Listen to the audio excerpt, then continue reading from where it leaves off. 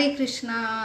भगवत गीता 10वां अध्याय विभूति योग। यहाँ पे जो श्रृंखला चल रही है भगवान के ऐसे विभूतियाँ अर्थात भगवान के ऐसे ऐश्वर्य जिससे भगवान ये भगवत्ता जो भगवान धारण कर रहे हैं।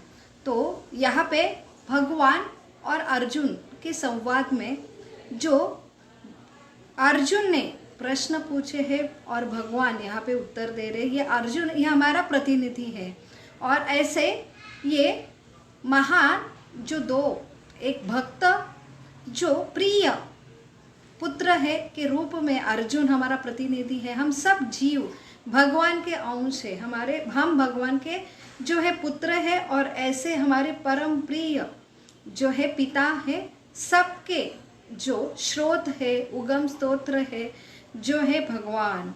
तो भगवान स्वयं कृष्ण यहाँ पे घोषित कर रहे हैं कि मैं आपका पिता हूँ, मैं आपका जो है उगम स्तोत्र हूँ, जो मैं आपकी प्रेम करने वाला हूँ और मुझसे सारा कुछ उद्भव होता है। तो मेरे ऐसे अनेक ऐश्वर्य है जो मैं मेरी शक्तियों द्वारा यहाँ पे विस्तार करता हूँ और सब मुझ में ही आश्रित है। तो यहाँ पे एक ऐसे पिता है और ऐसे पुत्र है जिससे हमारी खुद की परिभाषा हमें समझ में आ रही है। तो भगवत गीता ये सब जो शास्त्र है उनका जो है सार है।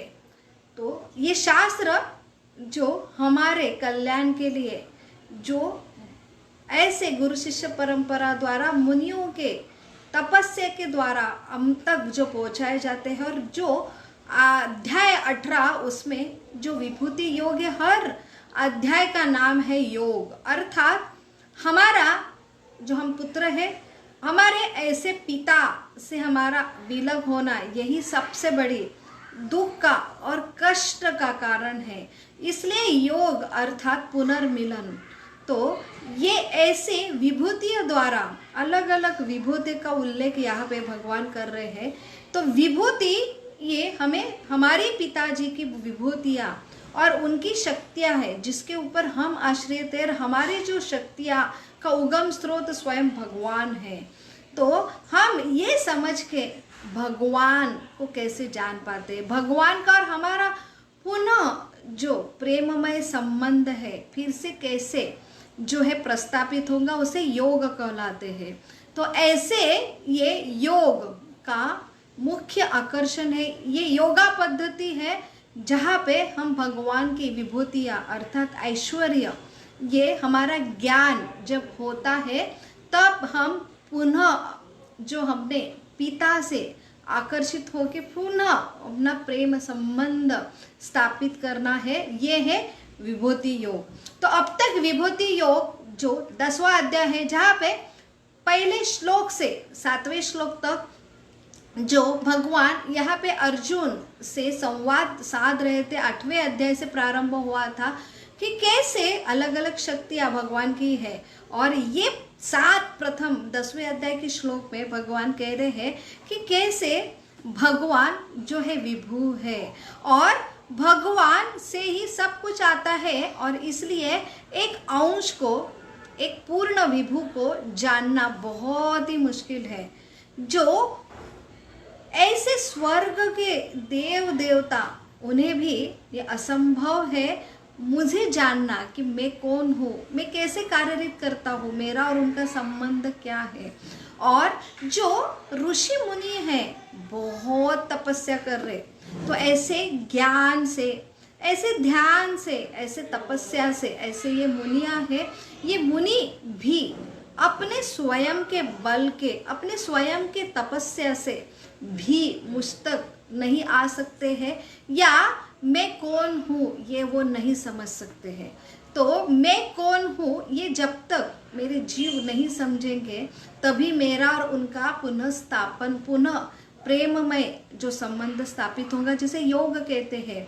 इसलिए यहाँ पे भगवान 8वें श्लोक से 12वें श्लोक में 4 चतुर्श्लोकी श्लोक में कंक्लूड कर रहे हैं कि कैसे एक जो प्रेम करने वाला जीव है वही भक्ति योग कहलाता है। और वही भक्ति योग जो पीछे के 6 अध्याय का ये सार है, 10वां अध्याय, सिर्फ और सिर्फ भक्ति से, प्रेम जो तत्व है, जिसमें जो रत है, ऐसे जीव ही मुझे समझ सकते हैं। तो यहाँ पे कंक्लूड करने के बाद ये सब सन जब समझता है कि भगवान कौन है, मैं कौन हूँ, ये प्रेम से संबंध समझने के लिए हमारी योग्यता होती भक्ति योग द्वारा। और इसका अल्टीमेटली जो होता है फल कि ऐसे अर्जुन ये 12वें श्लोक के बाद 13वें श्लोक में कंक्लूड कर रहे हैं कि भगवान ने घोषित किया मैं कौन हूँ, और उसमें तुरंत वहाँ पे वो निर्णय दे रहे कि हाँ भगवान, मैं अभी जान पाया हूँ आप कौन है, आप सर्वश्वर है, आप सर्व ईश्वर है, आप परमेश्वर है, आप सबके उगम स्तोत्र है, और आप ही वही परम सत्य है जिनके खोज में हर कोई लगा है।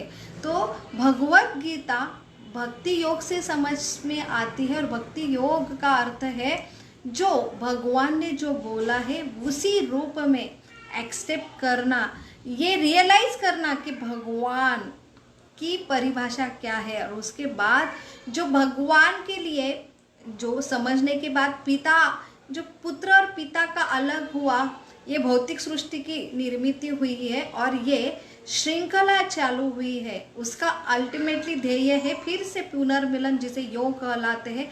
जो भगवत गीता सब ज्ञान का सार लेके इस तक आती है कि जब हम समझ में आता है कि ये भगवान है, और इसमें ये अर्जुन हमारा रिप्रेजेंटेटिव अर्जुन कह रहा है कि हाँ भगवान मुझे समझा, अभी और पुरुषा कर रहा है ऐसा पुत्र कि मुझे अलग अलग आपकी जो शक्तियां है ना वो मुझे जानना है। क्यों विभूति योग की जरूरत है, अलग अलग विभूतियां हैं जो भगवान, जो महान परम पिता, ये सर्वोच्च स्वामी हैं, उनके अलग अलग शक्तियां वो क्यों यहाँ पे हमें बता रहे हैं।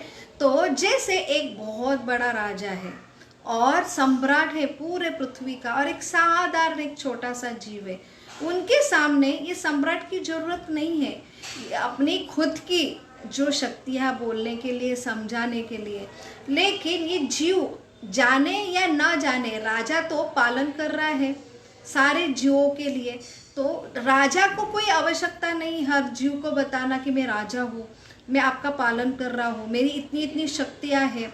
आपका तो छोटा सा राज्य में, एक छोटे से गांव में रहते, ये गांव, अब ये राज्य, इससे भी इतने बड़े बड़े राज्य है, वो सब मेरे हैं, मेरे से ये राज्य चलायमान होता है।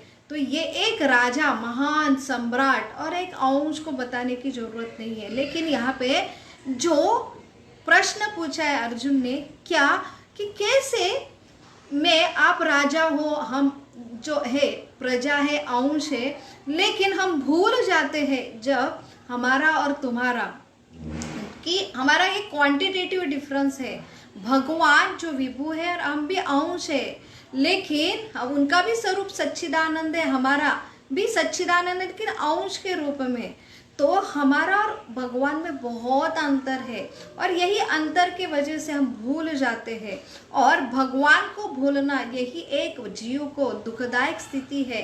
तो फिर हम कैसे हमेशा आपको याद रखें, जैसे सारे वेदों का यही एक सार है, always remember Krishna, never forget Krishna. तो यही योग है। तो हमारी ये टेंडेंसी है भूलना। तो यहाँ पे वही अर्जुन भगवान को प्रश्न कर रहे हैं कि भगवान, आपको हमेशा हम याद करें, हमेशा हम कभी नहीं भूले, हर जो सृष्टि के अंग है, हमारे जीवन के अंग है, तो हमेशा आपको किस रूप में हम हमेशा याद रखें।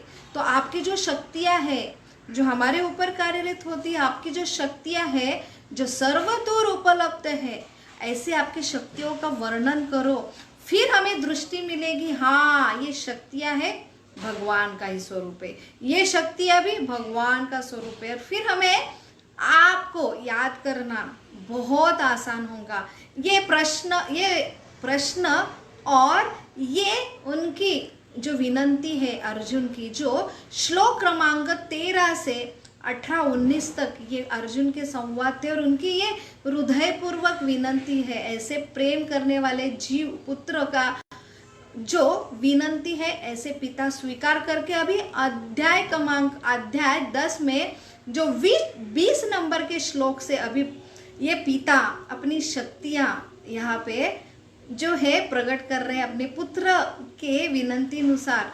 और वो 20 नंबर के श्लोक से अभी 39 श्लोक तक ये सब श्रृंखला चल रही, अलग अलग अपने ये पिता की शक्तियां का प्रदर्शन चल रहा है। वही जो आज के हमारे जो 36 नंबर से हम 39 श्लोक, ये 4 श्लोकों में देखेंगे और क्या क्या शक्तियां हैं भगवान की, जिनके द्वारा हमें उनका स्मरण करना बहुत ही आसान होता है। तो भगवान कहते हैं कि ध्रुव जैसे छलियों में मैं जुआ हूँ, तो यहाँ पे छलियों में मैं जुआ हूँ तो हम हमारे बुद्धि से हर कोई समझ सकते हैं। तो इसलिए ये हमको ये डायरेक्ट वेद है, भगवान की वाणी है, जो श्रुति है, ये समझना बहुत ही मुश्किल होता है। लेकिन हम आचार्य ऐसे शुद्ध भक्त जैसे प्रभुपाद, श्रील प्रभुपाद, इनके तात्पर्य में हम अगर पढ़ते हैं तो हमें समझना बहुत आसान होता है।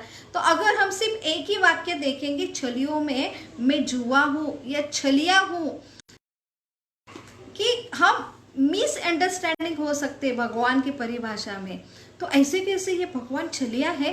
तो ध्रुव क्रीड़ा करना, ये ध्रुव खेलना, ये बहुत ही क्या है, निषिद्ध है, एक जो सत्वगुणी है सदाचारी के लिए, आचरण के लिए।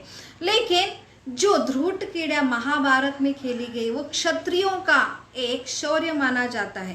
क्षत्रियों को कोई ललकारे युद्ध के लिए तो उन्हें जो है स्वीकार करके युद्ध के लिए तैयार होना है, तो ये क्षत्रियों का धर्म है। लेकिन आम इंसान के लिए वही गलत चीज हो सकती है। वही क्षत्रियों का एक धर्म है, कोई ध्रुव की क्रीड़ा के लिए कोई उनको आमंत्रित करता है तो उन्हें वो स्वीकार करना है, वो भी एक क्षत्रिय का धर्म है। वैसे ही ये युधिष्ठिर, बहुत बार ऐसे युधिष्ठिर के लिए आक्षेप लिया जाता है। तो ये जो है, जो धर्म बनाए, धर्म अर्थात नियम, तो हर वर्ण के लिए, क्षत्रिय के लिए अलग धर्म के नियम है, ब्राह्मण के लिए अलग है, वैश्य के लिए अलग है, शूद्र के लिए अलग है। लेकिन ये जो जाति है, ये भगवान ने, ये शास्त्र ने नहीं निर्मित की। ये जो जाति है गुणों के आधारित है। आप में ब्राह्मण के गुण है, भले आप जन्म से ब्राह्मण कुल में नहीं हो, लेकिन ऐसे वेदों में आप पारंगण हो, ये सूची में सारे सत्व गुण में आप स्थित हो, क्षमाशील हो, तो आपको ब्राह्मण, ये शास्त्र अनुसार, ये गुणों अनुसार ब्राह्मण कहा जाता है। वही क्षत्रिय का धर्म है, जिन्होंने ऐसे बल है, ऐसा क्षत्रिय का प्रशिक्षण लिया है, तो उन्हें क्षत्रिय कहा जाता है। तो उनके लिए ये ध्रुव क्रीड़ा आमंत्रित किए गए, तो उसमें भगवान कह रहे, वो भगवान भी यहाँ पे जो वृष्णि, जो उनके परिवार में उन्होंने जन्म लिया, वो भी क्षत्रिय का परिवार है। तो यहाँ पे भगवान बोल रहे हैं, तुम कितना भी छल करो, लेकिन छलियों में सर्वश्रेष्ठ छलिया हूँ मैं। तो छलिया ये भी एक नीति है, ध्रुव खेलना ये भी नीति है, लेकिन उसमें पारंगत जो है भगवान है। तो आगे भगवान कह रहे हैं, तेजस्वियों का मैं तेज हूँ, विजय में मैं विजय हूँ, साहस में मैं साहस हूँ, और बलवानों का मैं बल हूँ। तो यहाँ पे हम जो है कि भगवान जन्म से ही भगवान थे, इसलिए बलवानों का बल, उन्हें बड़ा होने के लिए, जिम जाने के लिए आवश्यकता नहीं हुई। तो यहाँ पे उन्होंने 3 दिन के थे, पुतना राक्षसन का वध किया, 7 साल के थे, गोवर्धन उठाया। तो यहाँ पे वो बलवान के बल है, सारे बल उनसे आते हैं। और विजय में भगवान कहते हैं कि विजय जो कुछ होता है वो विजय जो है मैं हूँ। तो यहाँ पे उनकी बराबरी कोई नहीं कर सकता है, इसलिए वो भगवान है। तो ये भगवान की शक्तियाँ हैं, इसलिए भगवान कहते हैं कि जो भगवान का भगवत्ता कैसे समझेगा, कि जिन्हें उन्हें न तो कोई छल में हरा सकता है, ना तेज में, ना विजय में, ना साहस में, ना बल में। तो ये अगर क्वालिटीज है तो वो भगवान है। भगवान का अर्थ है सारा जो शक्तियों के उगम स्तोत्र है, उनके आदि कोई नहीं है, तो ये सबसे आदि है। तो ये है भगवान की परिभाषा। तो यहाँ पे 37 श्लोक में भगवान कह रहे वृषीन वंशियों में मैं वासुदेव हूँ, पांडवों में मैं जो हूँ अर्जुन हूँ, और समस्त मुनियों में मैं व्यास हूँ, और महान विचारों में उष्णा हूँ। तो उष्णा का अर्थ है शुक्राचार्य। तो जो हम डायनेस्टी हम देखते कुल कौन से कुल से है, तो जैसे सूर्यवंशी, चंद्रवंशी, क्षत्रिय हो या आप जो है ब्राह्मण हो, तो सर्वश्रेष्ठ ऐसे जो वृष्णि जो परम डायनेस्टी है, वंश है, ऐसे वृष्णियों में इतने सारे वंश में सबसे श्रेष्ठ जो है कि भगवान वासुदेव। तो वासुदेव का अर्थ है वसुदेव के पुत्र। तो यहाँ पे वासुदेव ये कृष्ण बलराम दोनों के लिए है। और यहाँ पे जो वासुदेव है भगवान का एक जो विस्तार है, भगवान कृष्ण से जो पहला विस्तार आता है, तो भगवान के अलग अलग विस्तार है।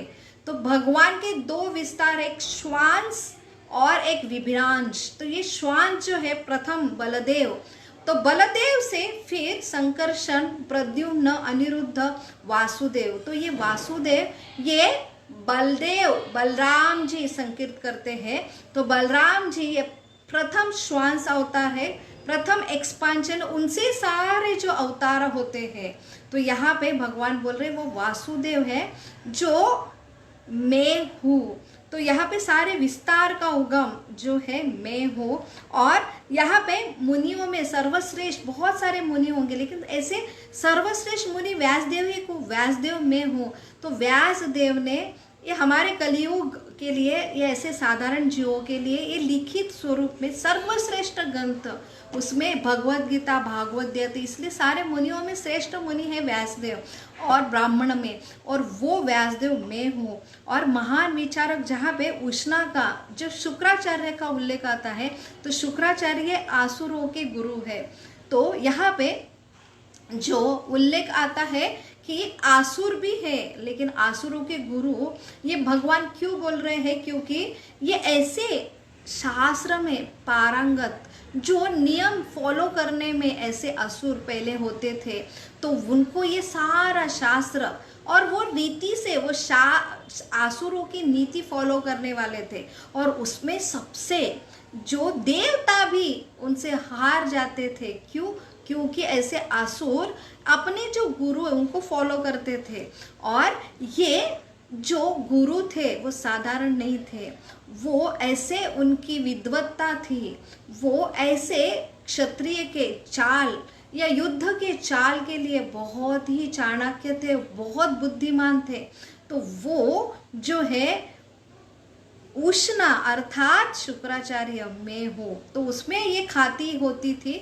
और वो ख्याति क्यों है? क्योंकि वो भगवान का ही एक विभूति है। जहाँ आगे 38 श्लोक में भगवान कह रहे हैं कि आरागजता में दमन करने वाला, तो मैं समस्त साधनों में दंड करने वाला जो हूँ मैं हूँ। तो ये दंड, तो यहाँ पे जो एक माता दंड देती अपने पुत्र को, तो ये दंड ये बाहर से अच्छी बात नहीं है, लेकिन दंड देना बहुत ही जरूरी रहता है। आरागजता जब होती है तो ये दंड, इस राज्य चलाने के लिए ऐसे नियम बनाए जाते हैं। तो जो नियम कभी कभी दंड घोषित किया जाता है, तो ये सारे राजा के ही जो पुत्र है, सारी जनता है, लेकिन ऐसे नियम बनाना बहुत ही राजा के लिए, प्रजा के लिए बहुत ही जरूरी है। तो दंड ये सर्वश्रेष्ठ माना जाता है एक राज्य चलाने के लिए। जब अराजकता होती वो दंड जो है मैं हूँ, विजय की आकांक्षा मैं हूँ, उनकी नीति भी मैं हूँ। तो यहाँ पे नीति, जहाँ पे 3 मुख्य नीति बताए जाते हैं, जो है एक बृहस्पति नीति, एक शुक्राचार्य नीति और एक है कनक नीति। तो उसमें जो सर्वश्रेष्ठ है बृहस्पति नीति, तो सारे नीतियों में तो ये नीति है, बृहस्पति देवता के गुरु है। तो वहाँ पे वो सत्व गुण पे ही आधारित जो चाल करके अल्टीमेटली जो है धर्म की स्थापना, वो है बृहस्पति नीति, शुक्राचार्य नीति, जहाँ पे वो भी शास्त्र के जो पथ चिन्ह पर, नियम के ऊपर, ये शास्त्र के ऊपर ही असुर चलते हैं। उनके भी गुरु रहते हैं, उनका भी शास्त्र रहता, वो कुछ तो फॉलो करते हैं, लेकिन अल्टीमेटली जो धर्म की जगह अधर्म की हम स्वामी, हम ईश्वर है, ये उनका है। लेकिन उनकी जो रीति चाल रहती, नीति रहती, वो भी शास्त्र से ही जो आती है। तो वो शुक्राचार्य नीति और कनक नीति जो आज हम देखते हैं कि जिसमें कोई शास्त्र फॉलो नहीं करते, सब मनमानी है, कोई नियम नहीं है, कोई गुरु नहीं है, इसलिए शुरू भी जो है अनइथिकल है, एंड भी मनमानी अनइथिकल है। तो वो है कनक नीति। तो सारे नीतियों में मैं हूँ बृहस्पति नीति, और बुद्धिमानी में जो है सारा बुद्धि, जो सबसे श्रेष्ठ बुद्धि यहाँ पे बताया बुद्धिमानों में मैं हूँ कृष्ण। तो जो ज्ञान जिस स्तर पे जो ज्ञान एक पदार्थ और जड़ है, वो अगर भेद नहीं कर पाता, तो बुद्धि के लिए 3 फंक्शन है। एक है डिस्क्रिमिनेशन करना, डिसीजन कर लेना और डिटरमाइन करना। तो जो बुद्धि प्रथम ही स्टेज पे डिस्क्रिमिनेट नहीं करते, ऐसी बुद्धिमत्ता को कुछ भी वैल्यू नहीं है। हम इतने IQ बुद्धिमान हो रहे हैं अलग अलग, तो एकेडमी इतने शास्त्र इतने हैं, लेकिन जो पदार्थ और जड़ में भेद नहीं करता है कि क्या शाश्वत है और क्या जो है क्षणिक है, जो आध्यात्मिक क्या है, शाश्वत क्या है, अगर वो डिस्क्रिमिनेट करके उसमें डिसीजन नहीं ले पाता, उसमें डिटरमाइन नहीं होता, वो बुद्धि की कोई वैल्यू नहीं। तो अल्टीमेटली यहाँ पे बुद्धि का उल्लेख है कि जो डिस्क्रिमिनेट करते हैं, जो बुद्धि से हमें समझ में आता है ये शाश्वत है और ये जो है चेतन है और ये जड़ है, वही सही बुद्धिमत्ता और वो बुद्धि मैं हूँ, ऐसा भगवान कह रहे हैं। लास्ट में 39 श्लोक में भगवान कंक्लूड कर रही है 4 श्लोक कि समस्त सृष्टि का बीज जो मैं हूँ, तो चर अचर जो प्राणी है, तो सारे जो है मैं हूँ, तो जो मेरे बिना रह नहीं सकते। ये सारी सृष्टि जो जड़ है, जैसे पर्वत नदियाँ वो चलते नहीं, अचर बोला जाता है, और जो जीवित है चर जो चल पाते, ये सारी सृष्टि का दोनों का भी बीज मैं हूँ। तो यहाँ पे हमें हमारे बुद्धि IQ से ऐसे वैज्ञानिक शास्त्रज्ञ अपनी खोज से, जो ऊपर का कोई शास्त्र मान्य नहीं करते, फिर ये अचानक एक बॉम्ब स्फोट हुआ और ये हमारी जो है वो फिलॉसफी देते हैं कि ये सृष्टि उत्पन्न हुई।